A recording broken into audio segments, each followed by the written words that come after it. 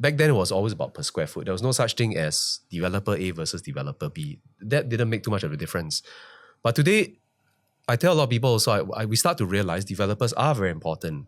It's almost like comparing it to cars. When you step into a Mercedes showroom, you don't go there and say, I want to pay a Toyota price for it. People already have that expectation.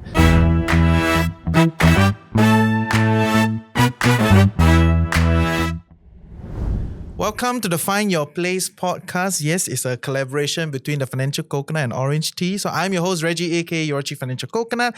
And I'm very glad to have you as a co-host, right? Of all people in the company. Trying. Yeah. So yes, Justin, for people that somehow don't know you, want to introduce yourself? Sure. Hi guys, Justin Quek, CEO of OrangeTee Tie. Nice to be here. Yeah, thanks for being the co-host.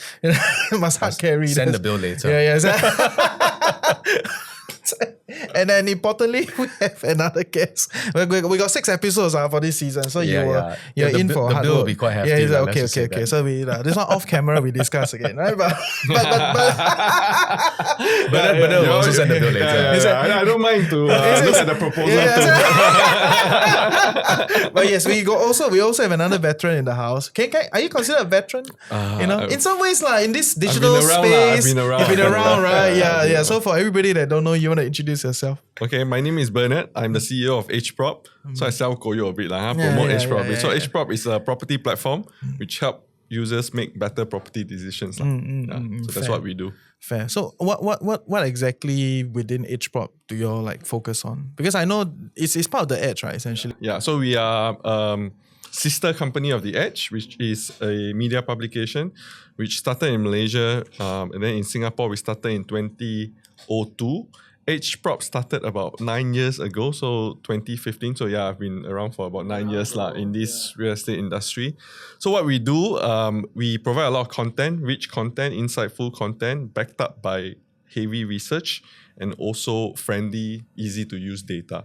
Our goal here is to essentially, like I say, empower users to make the right property decisions, but also empower the property agents, like OrangeTee property agents, to make the right decisions for their clients as well. So we provide that kind of information. So if you're not familiar with our platform, do check it out. edgeprop.sg. A bit hard to not be familiar. So you're all over the place, right? And I'm sure the guys read it. Yeah. I've been using EdgeProp for. Let's not review my age. For 10 years. It's been around. Exactly. Still a faithful user until today as well. I see his name pops up in the subscription list. He tries to trace what I'm looking at. What is Justin buying? What is Justin looking at? Right. Then we can review. This at the end of the podcast, we can review. Right. But all that as the backdrop, I think today we want to discuss a little bit, because with the experience that you guys have, I want to talk a little bit about the residential market in the West, right? Or quote unquote the West, like Jurong, Lakeside, the area. Because recently it's just hot, right? It's all over the place. A lifelong Eastie, right? We always think the West is wow, who goes there? Who stays there, right? But the prices are crazy, right? So maybe give me some color, what is going on in Jurong, in the West? Why is the residential market so hot? Help us lay some ground here. Actually, when this topic came out, it was quite appropriate because last year we did a talk. So we also organized talks for our users through webinars, not so much podcasts, but webinars. And the topic of that talk was actually Journey to the West. So I thought, this topic... That joke game very strong. That joke game very strong. It's not considered that joke. Journey to the West, yes. So we did quite a bit of research in that area because what we are noticing on our platform is that a lot of people are searching for properties in the West, and we are also seeing a lot of movement in terms of the prices and the new developments that are coming up. But primarily, I think today when you talk about West or specifically Jurong, what we are really talking about is the Jurong Lake District, right? I think that area is going to undergo massive transformation. There was a single consortium made up of 5 of the biggest names. So we have CapitaLand, CDL, Frasers, then you have Mitsubishi and Mitsui coming together to develop this, how many square meters? It's multiple sites, over a period of time. So huge that project. development is going to go on for the next 15 to 20 years. Okay, I think that is the primary focus of the Jurong Lake District. But beyond that, you're going to have new MRT lines, right? So you have, today I think it's served by the East-West and also the North-South line through Jurong East MRT station.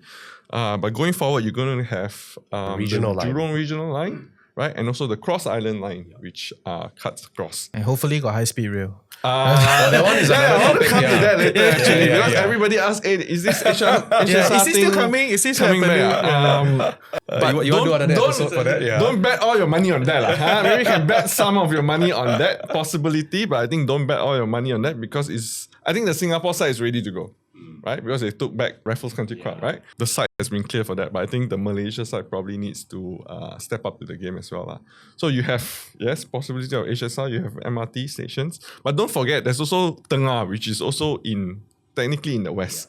Right, and there's tons of new developments going on in Tengah, right? So you have new HDBs, you have new EC condos in that area as well. So all in all, if you take all these things into considerations, Jurong is actually going to be in the news quite a bit over the next 10, 15 years. And that explains sort of the hype that we are seeing today. Yeah, but the hype is very serious.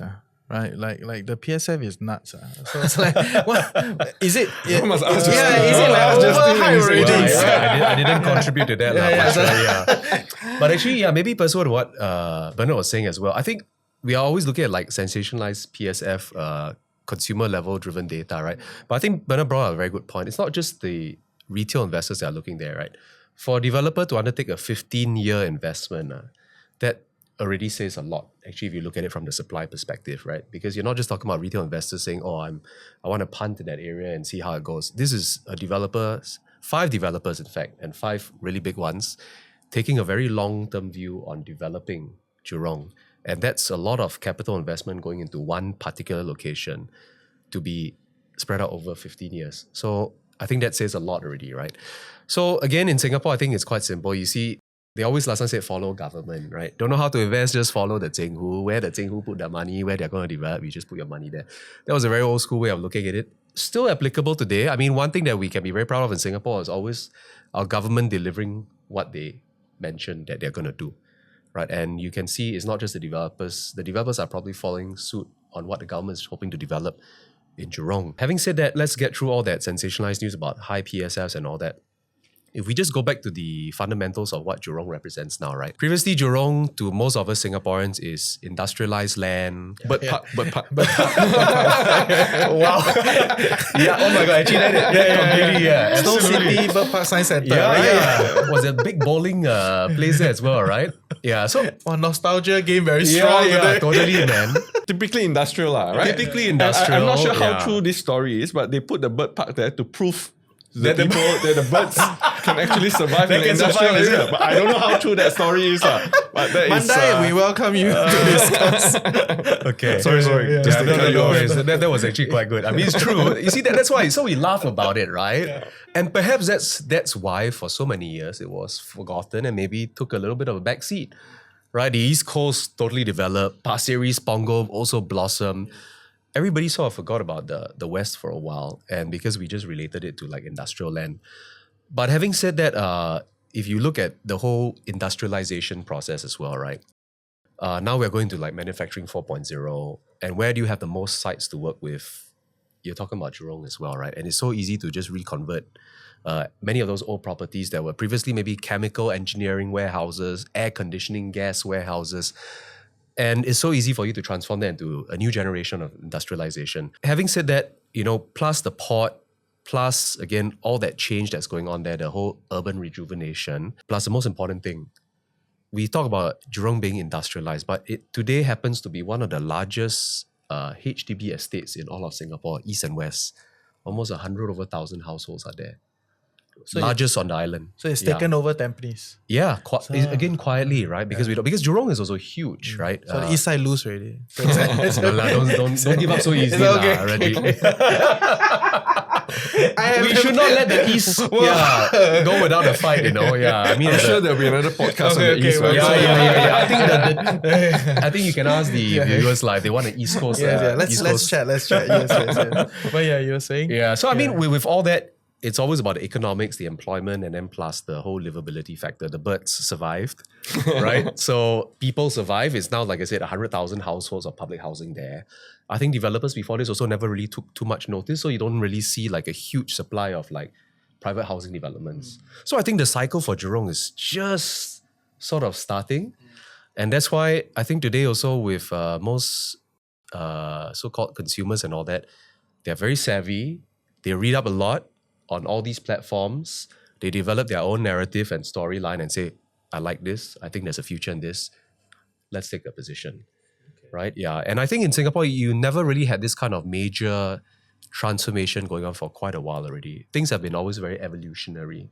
Right? You talk about maybe Paya Lebar when the airbase moves out. Again, it's going to transform, but that's also going to take a bit of time. But with Jurong, it's exciting. The whole Tuas port is over there. They shifted. Your industries are over there. We talked earlier about HSR. I mean, that is another story altogether, right? Truth be told, Singapore is a very expensive place to do business. And Malaysia represents a very interesting opportunity for a lot of these businesses to take their manufacturing or their lower value work just across the bridge, right? And so Tuas happens to be, or the west side of Singapore happens to be nicely positioned for that. Yeah, so a lot of things are going on. Again, economic viability, the employment, then the livability now. So I think things are just really starting to come in. For our audience that, maybe they heard of this Jurong Lake District thing because sometimes the media covers it, right? Or some people just a little bit more active in searching, but for the rest, could you kind of just paint a color, like what is this Jurong Lake District? What are they trying to do here? What is the idea? Although everybody is green these days, right? But what's so special about this Jurong Lake? Okay, I guess to put it in a few sentences, the idea of Jurong Lake District, it's going to be the second largest CBD, right? After the CBD, obviously. In terms of office spaces, in terms of commercial retail spaces, but all by the lake, right? So the whole concept of this Jurong Lake District is work, live, play by the lake. And everything is going to be connected seamlessly, right? So imagine if you are working in your office, right? And then you want to go for lunch. So you go for lunch, obviously it's going to be commercial retail spaces nearby. And after lunch, you want to have a walk because I think it's healthy. But you don't want to walk in, places where it's congested with cars and noises and, bustling crowd. So you have the option of walking by the Jurong Lake Garden, right? Which is also undergoing rejuvenation. The Japanese garden, right? I think it's opening soon, and as well as the Chinese garden as well. And then you also have the new science center that is also going to be up. There's also a talk previously, but I don't think any proposal was put up, was that they were thinking of building something like a theme park, like a Disney kind of theme park, right? They call it the amusement center. I don't have the exact Please name. don't call it the amusement center. Okay, if you call it the amusement center, no one will go. Okay, I'm very sure. But the whole idea is building like a Universal Studio, but we already have a Universal Studio. So the idea was having somebody like Disney to come in. This is not set in stone. There wasn't any proposal received by the Singapore Tourism Board. So I think that was parked aside, but that may come back, right? So just imagine working, living, playing within, everything within 10 minutes. I think that's the whole idea, right? So you don't have to drive to CBD or drive to downtown to work, and everything is just so well connected. And that is going to continue for the next 10 to 15 years as part of the whole Jurong Lake District rejuvenation. So imagine that. Okay, fair. So I don't think anybody would disagree with the eat, work, love, play, everything all in the same area, right? And then it's in a relatively green and nice environment. I think everybody wants that. But this second CBD thing, right, I think it's not the first time that the government has tried. So whether is it like in the east, Changi Business Park, and the whole thing is not working today, right? Maybe for a period of time, the hub and spoke thing kind of worked, right? But after this whole work from home or like remote work from anywhere, right? Kind of establish itself. You see even in the Changi Business Park area is struggling, right? So is this a bigger leap or what do you think? What makes you think this will be different? You know what I mean? I think you have to look at the location, right? So do you have industries to support something like this? And in the case for Jurong, there is, because there are existing manufacturing centers, there are existing offices. There's also the Tuas Megaport that we alluded to. And don't forget the education institutions, right? Like your universities and all. They're all Pulau NTU, right? located in close proximity. And then coupled with all these new condos that are coming up. So you would have really a work-live place environment that is well supported by industries, well supported by education institutions, and the people that are living there. So I think location plays a big part. The places that you mentioned too may not have the same attributes as what Jurong would have. So I think, and you learn right from the past, right? You see what went Then you wrong. try again, right? And you try again. You cannot keep failing lah. Eventually, you're going to get there. So I believe in the case of Jurong, the potential is there. Okay. So that's the growth story, lah. Right. Do you share that growth story? I think, maybe to also add on to what Bernard was saying, right? I think if one word can summarize all that stuff is integration. And I think the best part about integration is it's seasonally in trend now, right? I mean, we look at integrated developments, they've always like achieved stellar PSS. I mean, you keep hyping about pricing, about, in Jurong, which was set by Jaden. That's why people listen to the show, right? They want to know what's all going that on. sensationalized pricing, right? So yeah. I think different seasons, and this season happens to be really right on trend with integration, live, work, play. That's why integrated developments do very well. But yet also at the same time, beyond even the building itself is the entire environment. Like what Bernard was saying, we got a lake, possibly an amusement park, science center, and everything. So it's Singapore is in a very different season now. We're all living with first world privileges. It's no longer just about the simplicity of shelter. Right? Today, Shelter, walkway cannot be a platform anymore. Now Bomb shelter also shelter. Yeah. That's considered shelter as well, right? Yeah. But I mean, this is the truth, right? We are living in a more complex world today, and that's why complexity usually can be derived more from integration, right? And in this case, it's not just integration within a project, but even the whole locality you're talking about. And I guess Jurong, in all its splendor and its color, has that ability to really reconfigure itself, right? Whereas, say you talk about Changi Business Park, right? That was previously on trend because wealth management was a big thing. But wealth management is very human capital intensive, which is why it made a lot of sense to divert some of the human capital out of the city center to take the strain away, right? The hub and spoke thing. But when you're talking about manufacturing 4.0 and the other various industries that are in the Tuas Megaport and all that, it is not just human capital intensive, it is also capex intensive in terms of infrastructure and all that. So Jurong has that luxury of space and the reconfigurability of that as well to happen. Whereas in a more traditional business center, like maybe say Changi Business Park, that only more or less fit that human capital business. Yeah, so because of that, again, is on trend, right? Because going to manufacturing 4.0 and all that. So Jurong is quite a bit more relevant as a second CBD today, as Singapore also progresses and tries to diversify its economy. Yeah. Okay, fair. So before we talk about specific projects, because that's what everybody wants to know. Okay, but before that, I do want to kind of dig your search data a little bit, right? Around this whole like Jurong searches, or it's like, is there a change in consumer? Like they're looking for a different way of life. It's not just about proximity to town anymore. Not about nearer to MRT, to good schools. I mean, good schools, that one is perpetual, right? Good schools circumference, there's always a premium. But based on your search data on your platform, do you see more search around like sustainable living, green spaces, these sort of things? In all honesty, I think the two biggest drivers today in terms of how well a property does are still connectivity, which means MRT, right? And convenience, which means schools, right? So those are by far still the two most important drivers when it comes to determining property prices. But yes, there is a shift towards living closer to nature, right? Like earlier I mentioned the hustling and bustling of the cities. If you have a family with kids, maybe you don't want to live so close to the city centers because, it's very well connected, but it may not give you the convenience of schools, malls, groceries, places like that. Whereas living closer outside of the city, you may have access to this convenience. Sustainable living is also a very key topic these days. Although I believe a lot of it is still greenwashing. I think people say it for the sake of saying it, but there are developers and there are developments that truly prioritize sustainability, right?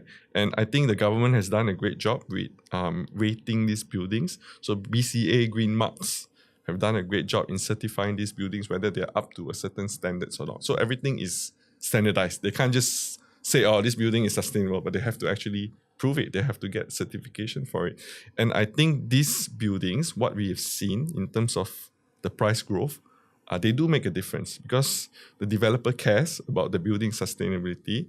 And as a result, it's also a signal that they care a lot about other things, right?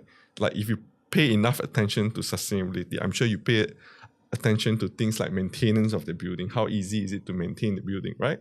And objectively true? You believe so? Yes, I believe if the developer okay. cares enough about sustainability, I'm because sure that is like the extra already. Yeah, right? yeah, So yeah. if So they if you care care about the the extra, your you basic better do the core right, lah. And most of the time, I think they do get the core right because It's the value system and the mindset, yes, right? The attitude yes, towards it already. yes. So I think these things do make a difference, and they do make a difference for things like ease of maintenance, which I mentioned. Landscaping is also becoming a very important issue these days. important in a sense of consumer preference? Like, is it gonna make a buyer decision, right? Is it gonna change prices? You know what I mean? Like imagine after a long day at work, you go home, right? You would, would you want to go home to a place where it's very cold, very concrete, very hard landscape, right? Instead of places where it provides you with greeneries, a track where you can walk through, where you can hear birds chirping, butterflies floating. There are developments like that because what the developers have done is they've chosen plants that attract certain kind of animals. So down to that level of granularity, which is what we are talking about here. And I think developers have also taken landscape to another level. I will just give you anecdotal examples of sites that I've visited. So EdgeProp, we run these excellence awards every year, and as part of the requirement, we visit a lot of sites. So this year we did 18 sites across 3 days. So that just happened 2 weeks ago. So there was this development. I'm not going to name names unless they pay me. We'll send the Can bill later, sponsor. yeah. We're very happy for sponsors. Yes. Because, it's not in city center, but Singapore, a lot of highways, right? And you can't avoid being close to highways at times. There will be certain stacks which faces the highways. So what the developer has done very smartly, because obviously you're going to get the noise from the highways, right? What's a better way to address the noise from the highway than having a louder voice from your landscape? So what they have done, they've created a mini waterfall for their landscaping areas, which covers the noise from the traffic. I thought that was brilliant because then now I can sit technically just beside the highway, yet you don't hear any of the highway noises. I So really they have a perpetual white noise, right? Yeah, it's a perpetual white noise, and it's soothing because it sounds like rainfall, right? So I think they've taken level up in terms of landscaping the development. So we will see more and more of such developments that takes advantage of being close to nature, being close to a forest, but yet at the same time incorporate a lot of the landscaping elements within the development. Yeah, I think if I could jump in here, I think this makes a lot of sense, especially after COVID. I think COVID was a period where a lot of us got to rediscover what home really means, right? Yeah, and when you are trapped within four walls, any relief beyond the four walls makes a lot of difference. Bird fly by. Wow. It's true. Yeah. Something just happened, For the first time, you actually have time to sit in your balcony to notice that. Yeah. And this will continue because of, again, more flexible work arrangements these days. People spend quite a bit more time. So they will start to notice these things. I mean, you only have time to notice these things when you actually have the time to sit at home, right? Previous life was maybe you come home at 9, you shower and you head to bed. You didn't even realize you had no couch in your living room because all you did was jump into your bed, right? But now when you're actually spending the whole day working at home, you could actually be having lunch on your couch and then you realize certain things. So a lot of these, I think what Bernard mentioned is right on point. I think the developers today, you can see the ones that do really well are the ones that have a very, very thorough and thoughtful process on why they design certain things the way they design. And the more important thing, again, being in season is the crowd and the consumer today pays attention and also bothers about these things. So it's relevant. So from your data sets, it shifts the needle. It affects the price. Yes, People definitely. are willing to pay much higher for Yes. this. Definitely. Okay. You tell the right story, they buy it. And it's also reflected in the resale prices, right? Not just the new launch. Because sometimes it's very hard to buy something off plan. The developer just tells you, okay, this is what I'm going to do. Whether they actually execute it, it's post completion, right? So if you see developments where the resale prices sustain the price growth, you can tell that it's a good development. Because obviously you would have walked the site, you have explored the amenities. Livability factor is The high, right? livability factor is high, yeah. So just help me understand a little bit, right, for our listeners. So when they're thinking of then selecting a developer, right, selecting a project in that sense, what is the kind of premium that can happen between the new launch and the resale price if the livability factor is very high? Because you definitely have data sets to show you, right, what is the kind of difference as compared to just another development and one that is very thoughtful from the new launch price to the resale market. Like what are we looking at? Even if you don't compare new launch to resale, if you compare new launch to a new launch within the same area, a developer that can plan well and has a good track record of executing and producing good products, they can command a 10 to 15 price difference from one that doesn't have the same track record within the same development, within the same area, right? So that tells you buyers care about these things. They care about developers' profile. They care a lot about their track records, and they care a lot about their reputation, because you don't want to spend millions, buy a product, then you have to deal with all the issues later, right? Nobody wants that. So it does get reflected in the pricing. So obviously, if you compare a new launch product to a resale product, there will always be a gap. I don't know what the gap is these days. I think something like the gap is closing lah. It used to be close to like something like 40 to 50%. So these days, I think you're talking more like 30 to 40%. So that gap has narrowed for different reasons lah. I think affordability is obviously one of the key issues, but I think we'll touch on affordability when you talk about PSF prices lah.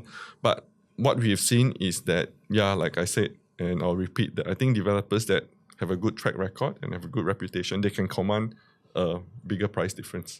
Okay, that's why they try to win award, ma. And also participate in the awards and win them.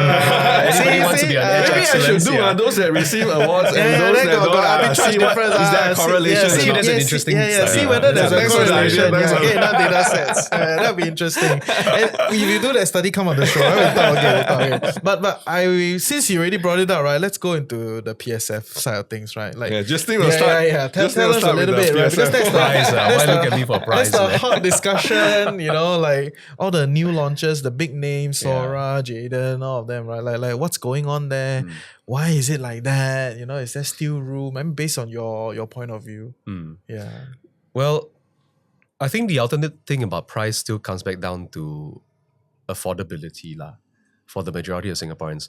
I mean, now, truth be told, the market is not what it used to be.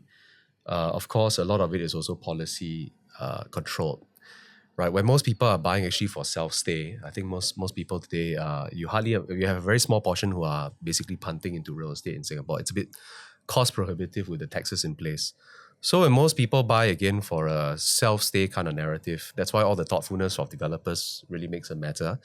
And that's why also all the more when people look at these properties, they are able to discern and curate amongst themselves, which is a more premium product for me to want to potentially live in, right? Not so much, investment, because investment, very simple. Price entry, lowest price, highest yield. It's not rocket science lah. But when you are now buying with a lot more complexity in terms, if I stay here, how's my life going to be? Am I really going to walk 700 meters to the MRT station every day? Or do I want something really just right downstairs at my doorstep? If I'm going to be spending time working at home, then I want to make sure that my smaller, more condensed size unit has maybe a study room, an office space, or a flex room. Or maybe sometimes I even want to go down to the study lounge if the development has one, right? Again, the developer has that thought process as well. So when you add all these things up, again, because we are living in Singapore, most of us are first world citizens here, we get to choose. Right? I think going back to what Bernard was saying also about the branding, right? Many years ago, I think our parents' time, back then it was always about per square foot. There was no such thing as developer A versus developer B. That didn't make too much of a difference. But today, I tell a lot of people also, we start to realize developers are very important. It's almost like comparing it to cars. When you step into a Mercedes showroom, you don't go there and say, I want to pay a Toyota price for it. People already have that expectation.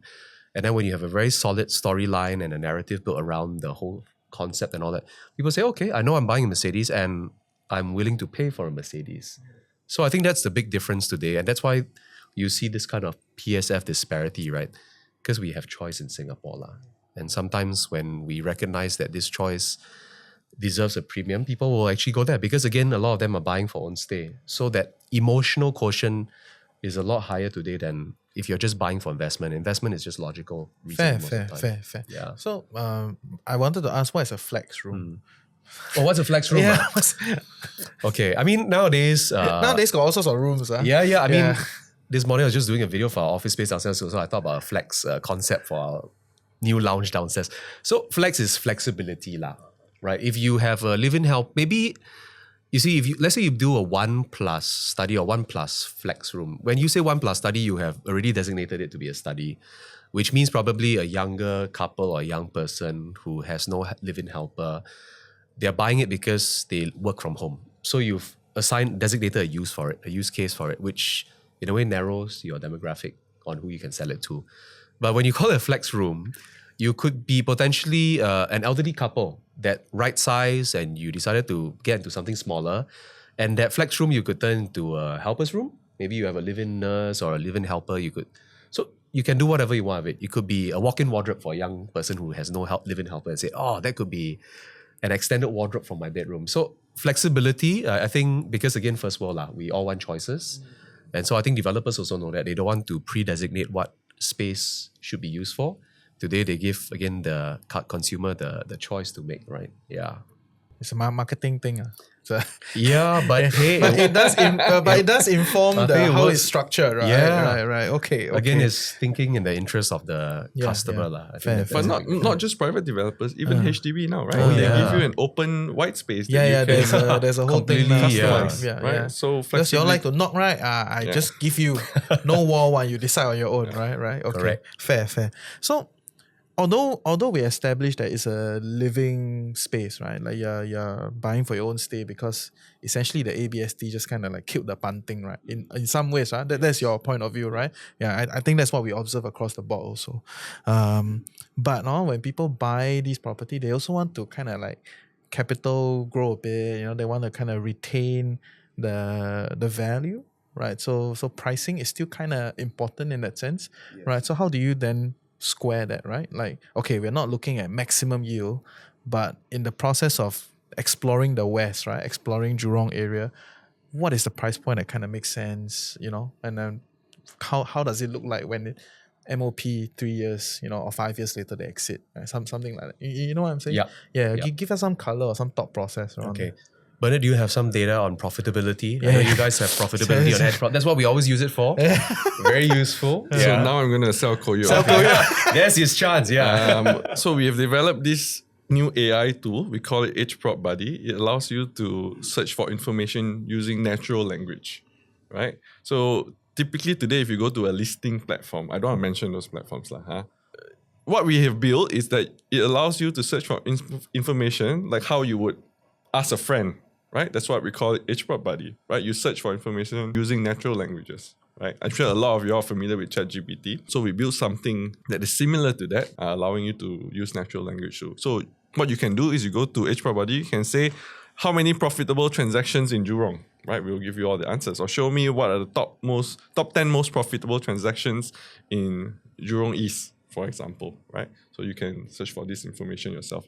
So I don't have that data with me, but you can go and search do that work yourself. But I also just wanted to add to the affordability narrative, right?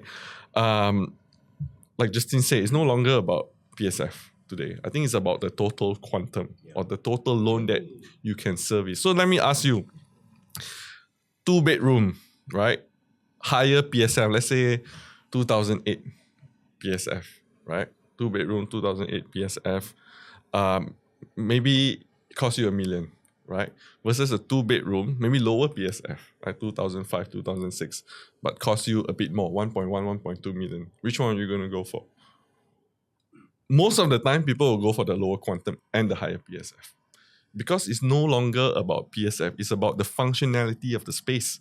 It's about how well a developer can use the space, maximize the space based on your needs and wants. Maybe the bigger size one has a big balcony space which you don't really use, right? You want a decent sized balcony space, but you don't want a balcony space that's too big, right? So it's about how developer position its product and maximize the space. So another way to maximize space is this dumbbell concept, right? Basically, if you have a 2-bedroom, 1 bedroom's here, 1 bedroom's here. There's no corridor. Living room connects the 2 bedrooms. So you maximize the space, right? So you pay a lower quantum because you don't have that wastage corridor space. But obviously some people also like corridor because they say it gives you a sense of privacy. It's far away from the living room. So somebody watches TV, you don't hear it. So it really depends on preference, and the developer that does this well understand what their buyers want in different locations, and they build a product for that. So yeah, so just to add to the whole concept of PSF and total quantum, because interest rates these days very high. Very high, very high. Yeah, very Actually, high. I do want to add on to that. I mean, I think this probably came from our parents' generation where it was all about sensibilities of like, wow, PSF. We will also focus on that. But I think it's come to a point in time where, rightfully so, what Bernard has mentioned, is really more about affordability than anything else, right? Because PSF, to be honest, is a psychological metrics. It doesn't really matter when it comes to you staying in a house, right? But what matters is how much the bank is going to loan you. I always use this as a very prime example, right? You don't go to Bank A and Bank A says, okay, Justin, the bank's going to loan you 2,000 PSF. They say Justin will loan you $2 million. So it's up to you what you want to derive out of the 2 million, right? Like what Bernard said, you want a place with a balcony or corridors. So you define your affordability range, and then from the affordability range, you decide what sort of lifestyle you want. Again, first world privilege, we can choose. Then the PSF really starts to take a backseat because for you, maybe buying a $2.5 million 2-bedroom maybe in an RCR location might be better off than buying a 3-bedroom in OCR where you get more space. Because to me, I'm a yuppie, double income, no kids. I'd rather be close to the city. I want to have a bit of address, swag. Where do you stay? Oh, I stay near Newton, Yeah, versus saying, oh, I stay at, at another location. So different priorities for different strokes for different folks, right? But ultimately, it comes back down to affordability because the bank wanted to loan me 2 million, so I can probably deploy around 2.5, 2.5, 2.6 million. So it's more about that and what I want to derive out of the 2.6 than to say, oh, wow, I paid 2,008 per square foot for this. I could have bought like this other OCR location for 2,000 PSF. So really, that's not the point anymore. So I think news always like to celebrate and sensationalize PSFs. Recently, there's a Dawson one. 1.7 1.7. million. And then, 1,000, how much PSF per 1,004 plus for HDB? Yeah. So, but at the end of the day, talking about price, if you looked at that, right, in the same location, if you were to buy a 3-bedroom private condo of the similar size, probably be spending close to 3 mil, 2.5 to 3 mil. So technically by paying 1.7, you are actually saying, oh, not bad, I got the same amount of space. Do I really want to pay $400 a month for a swimming pool downstairs, which I may not be able to use? So technically it still made quite a bit of sense if you come from that perspective. Quantum again, right? Like what Bernard said, I could spend 2.6 and go and buy a 3-bedroom and pay $400 a month on MCST fees. Or I could say, hey, I still get about 1,100 square feet here, great view, high floor, no swimming pool, but hey, Delta swimming pool nearby, just pay $2.50 going for a free swim when I really want to swim. And I still got this place for like 800,000 cheaper than would be a private condo in the same space. So I saved, the quantum is much less. So going back exactly to what Bernard was saying, right? Still make some sensibilities. Interesting. And if you really want to talk about PSF, right? What is considered expensive and what is considered affordable these days? Right? Jurong at 2002, is it considered expensive? When you consider Ang Mo Kio, Lentor are also selling at 2002, 2003. Changi resale properties, so you're looking at some transactions around Changi area, the prison area, not not near the airport, the prison area, it's also going for $2,000 PSF.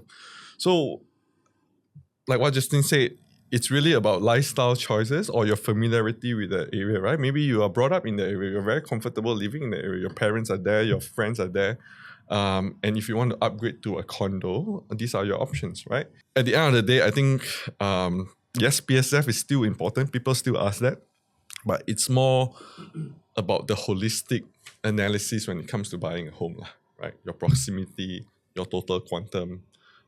Is this a place you're familiar with? Stuff like that. Since you point out Changi Prison, all these things, right? So essentially now we're not just exploring the West on its own, right? We're trying to explore the West relative to other parts of Singapore, right? Because this whole like livability factor, right? Actually, it's not just Jurong Lake District, right? Even Punggol is also a very big thing on this livability. That day I went to cycle with my friend North Shore. Oh yeah, like, beautiful. Quite nice, Beautiful. right? Yeah, the waterways and all. Yeah. So Yeah. there's a lot of that whole livability factor that also kind of flows throughout other places. So from a retail, working professional looking for a home, right? They also explore beyond the West, right? So we take the same factors. Let's try to evaluate the other spaces, right? So whether it's like Punggol or Lentor, even Changi, what some of the things you've mentioned, right? Like what are we seeing there? What is interesting there? PSF or no PSF, right? Like it's like how are all these other places kind of like moving along? I think to understand the different localities, one has to really study the URA master plan, right? I think the government has done a great job coming up with a new master plan every 5 years. Was it every 4 years? Every 5 years, right?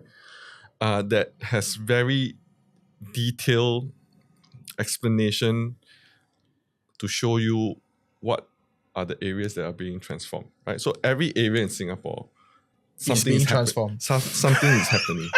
Right? Something. You also cannot tahan. Whether it's a mega transformation or Because Singapore is a very small place. Let's be honest, right?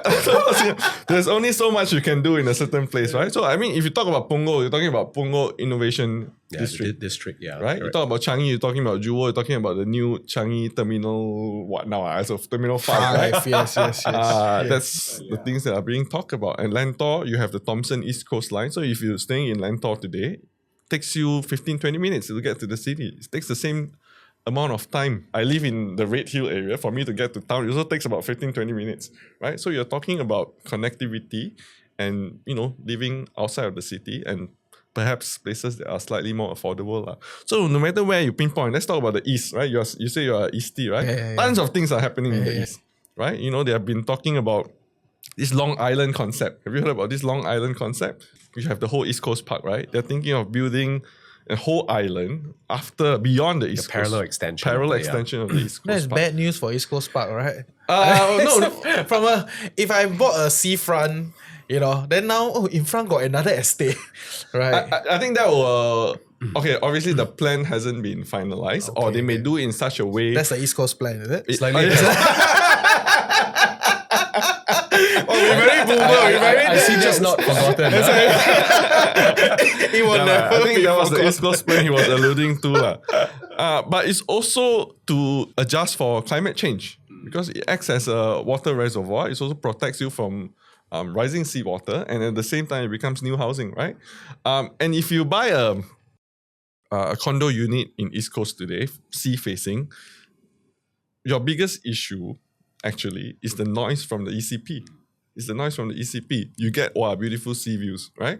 But you have this constant humming, buzzing sound. Yeah, we need more waterfalls. More water. So what they've been talking is that if they have this Long Island thing, they build underground tunnels, move all the traffic underground, right? So that frees up ample land for you to build more housing, build more amenities, And then obviously you have Thomson East Coast Line, which I mentioned. It runs from the north to the center and all the way to the east, right? So different parts of Singapore, many different things are happening. We're in a very exciting country. Speak to an OrangeTee agent. What a Koyo game today. But go and do your research using EdgeProp. He's buying me drinks later. Okay. What about your take? In the other areas, taking the discussion from the front, right? Yeah, like what are all these other? How do you review relative to the West, Lentor, all these other spaces? No, I think that's why I say, coming back to it, the fundamental of it is we're all living in a very privileged country today. We're all very privileged. We have actually a lot of choice, right? Take it from me, I was 30 over years at the East as well.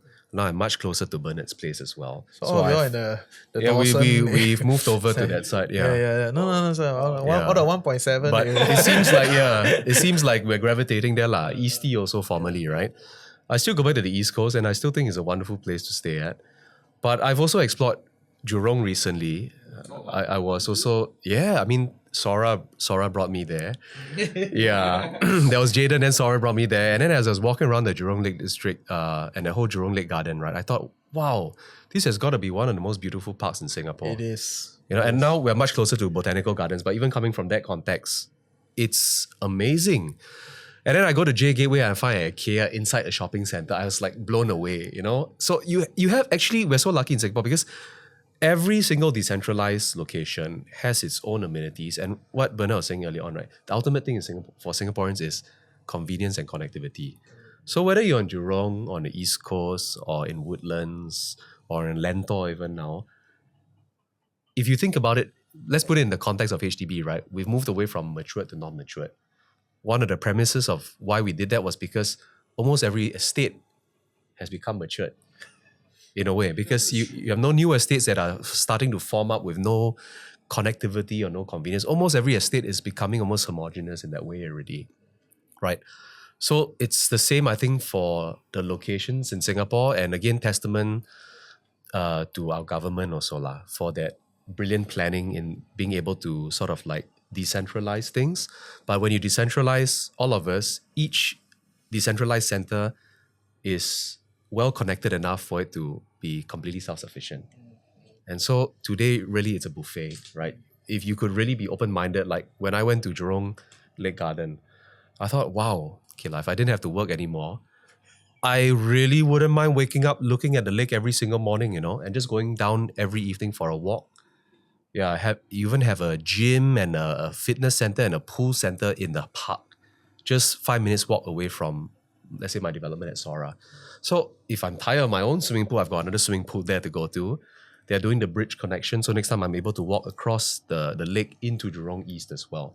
So take it from me, who came from East Coast, now I'm slowly gravitating towards the West. Journey to the West. Journey to the West, man. Yeah, I see Bernard saw that, previously already, man. Okay, great. So essentially the verdict is the East has lost, right? It's like, No lah. at first you told me you must fight, you know, right. That's why I still presented a strong case for the East. Strong case. That's for another episode, right? We'll discuss that. Okay, so maybe in closing, right, for our listeners, they get it, right? Like they understand your story, kind of get the whole sense of it. You know, are there certain like things or good deals that you're looking out there that you observe? They think, this is quite interesting, right? We don't need to name drop. We can highlight areas, you know, like sometimes people miss certain things, you know, just kind of plug some stuff so that people can go and like do some searches and get to know. Good deals, I'll ask my buddy good first. Deals. Any good deals in the residential property market use in the EdgeProp. West? So beyond EdgeProp Buddy, we also have a tool called Is It a Good Deal? No, I'm serious. Seriously. I'm serious. You asked the right question. Basically, you key in your property name or property purchase price, right? And then we'll tell you whether it's a good deal or not, based on comparables of similar units transacted within the same development, and also comparables outside the development. But not just that, we also tell you what are the new upcoming developments in that area and what we expect the selling prices to be. Right? And also if there's a new MRT that's coming up, we also tell you there's a new school that moves there or whatever. So yeah, just use that tool. I feel like I need to charge you Or you can just cut it out. Send the mail to each other. But okay, please continue. In all jokes aside, right? I think we are in a buyer's market. That's what I generally feel. I think we are in buyer's market because, not just the resale market, right? You have, especially second half of this year, there will be a lot more new launches in the pipeline in different areas, right? There's one in Katong, there's one in Chuan Park, then in Lentor, obviously. So I think buyers will be spot for choices depending on where you live and your budget and your preference. So, talk to an OrangeTee agent, get them to show you around the show flat, and find one that suits your lifestyle. Second half of the year will be a lot more interesting, and there will be a lot more new projects in the pipeline. So I think for us, a good deal is taking a step back to understand again what's important for the person. I think that's why realtors still continue to play a very important role despite a lot of technology that enables you to do a lot of your own studies and all that. But I think when it comes down finally, again, because majority of us are buying for our own stay today, there's a degree of complexity in really understanding what's well suited, right? A good deal to someone might be purely at a PSF level, but a good deal to someone might be like having a dumbbell unit. I don't want corridors. So there are a lot of layers of complexity because after all, it is our home. So I think it's about really getting clear with what you want and identifying what is a good deal. And sometimes that helps when you have a consultant to speak to, which can help you to distill what you really want. I think like what Bernard said today is a buyer's market. You're going to have a lot of choices. And the problem, the way I look at it, is going to be analysis paralysis. So I think speaking to somebody will get you the ability to help you to distill what is really important for you. Then from there, the good deal is very subjective to what matters most to you. Yeah. So I think that's the best way to go about finding a good deal. Okay, fair.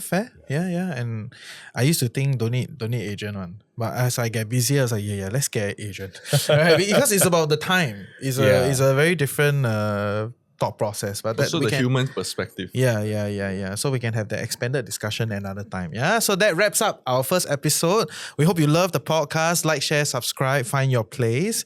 And yeah, we'll see you in the next episode. Take care. Bye.